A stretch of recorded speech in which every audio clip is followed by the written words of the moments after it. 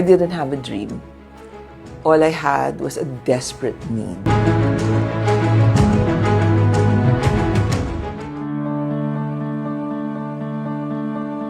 I got married at 18 and basically decided that being a mother was more important than having a college degree. So I thought I could always go back to college and finish my degree, right?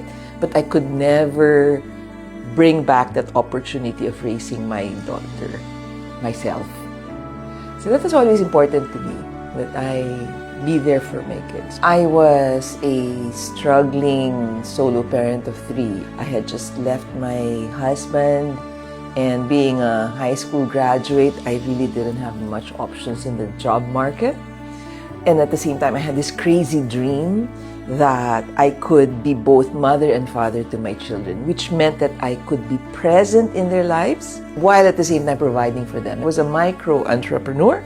That sounds good, but actually all I was doing was really a home-based business, baking, cooking, selling things that made me stay at home with my kids.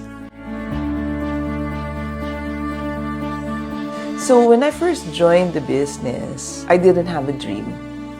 All I had was a desperate need to put a roof over the head of my children, to be able to provide for them, as opposed to my current state, which was I was living with my mom, with my 3 kids. I had to do side hustles to be able to make ends meet. I was relying on people's help to be able to even send my kids to school, right? So that was my situation then. And so when I started the business, I had no dream. I just had a desperate need to be both a good mother and a good father to my children while being very present in their lives. So when I was starting out, I was very insecure because people were talking about big dreams. People were talking about, all of these grand, things that they wanted.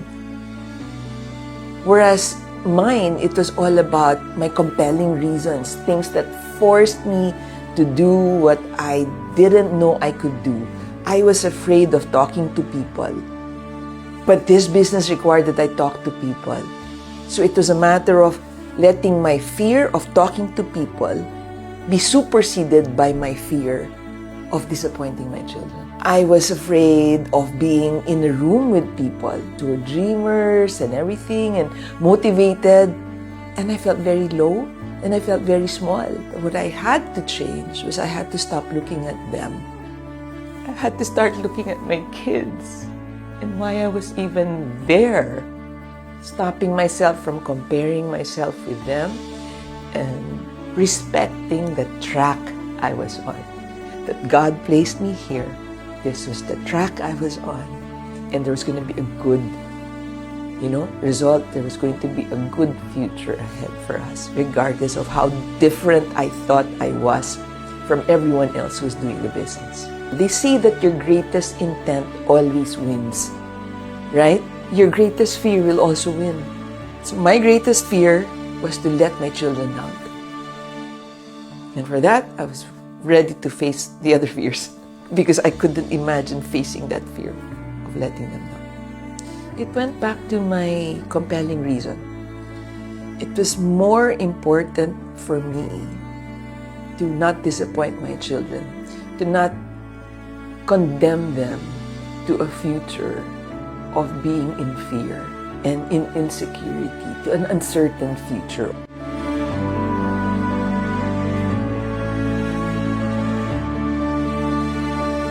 That's really the most important maybe gain of being in this business. It's not so much what I've achieved, but it's really seeing how it's changed my family.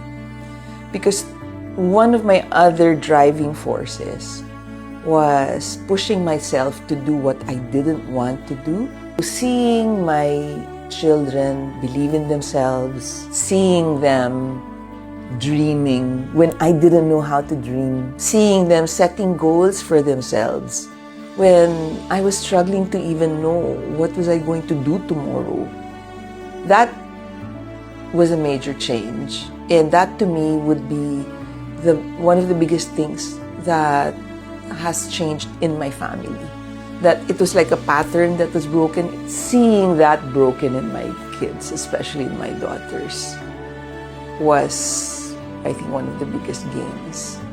And so today I continue to push myself so that they can see, right? So I can create space for them. The more I push myself, the higher I push myself, the more space I create for my family. One of the things that I have really gained from the business is the personal development, right? That from thinking I was a nobody, feeling like an imposter in a room of networkers when I was starting out, and just feeling like I didn't belong there, right? To realizing that, hey, you know what? I am a somebody.